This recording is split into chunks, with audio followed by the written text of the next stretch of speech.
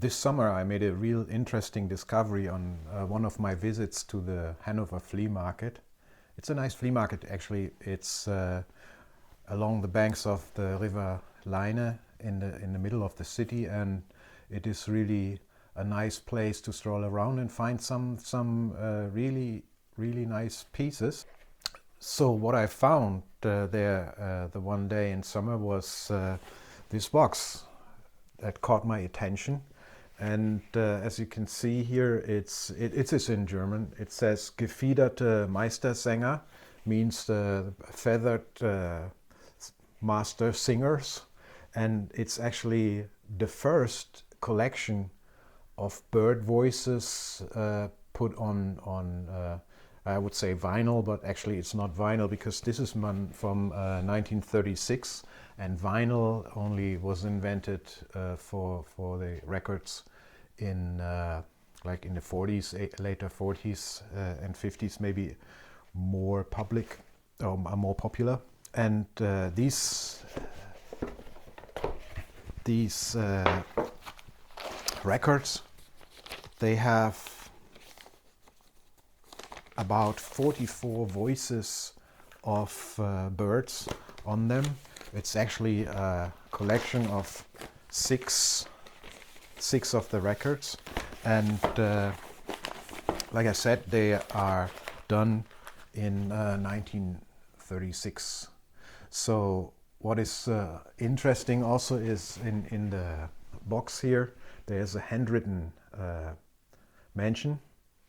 mentioning from the guy who owned it. It was a guy by the name Bosse.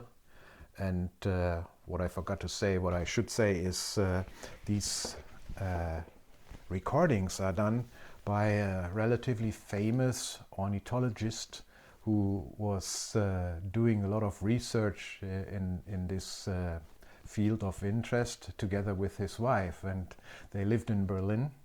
And during those years in 1936, it was actually quite difficult to record birds' voices. And the box with these records came with 2 books.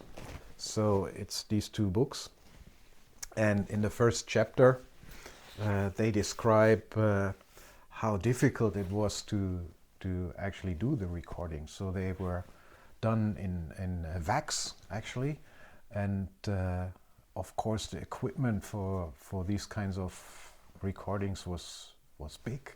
It was not like nowadays we do field recordings with tiny little devices which have a very high resolution and no extra noise, no nothing, or at least the quality is quite good. On these recordings, of course, the quality is what it was in those days. And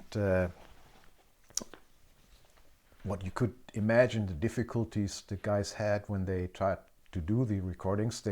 They report about getting to the place where the birds were singing, and that they needed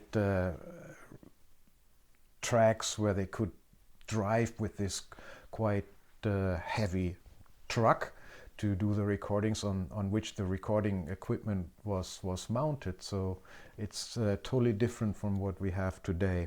But also what I would like to mention is that in the one book there is a handwritten notice, and this is something which I think is also creating the treasure of this book and the records. So what the guy is saying here is that he bought these records in 1935 to 37, and he paid 70 Reichsmark for it. And actually what he wanted to buy originally was a bicycle of the company Stukenbrock, and then he decided that the records of the birds' voices was much more important to him, so he gave up the plan to buy the bicycle and bought these records.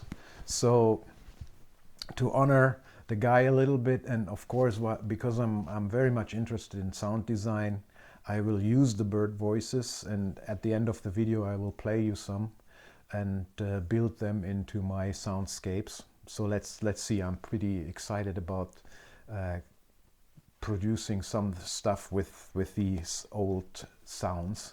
And as you will hear, of course, the recordings are not perfect. They have a lot of cracks and stuff like that. So the noise of the process of recording or doing field recordings in those days, almost 100 years ago, you can of course hear.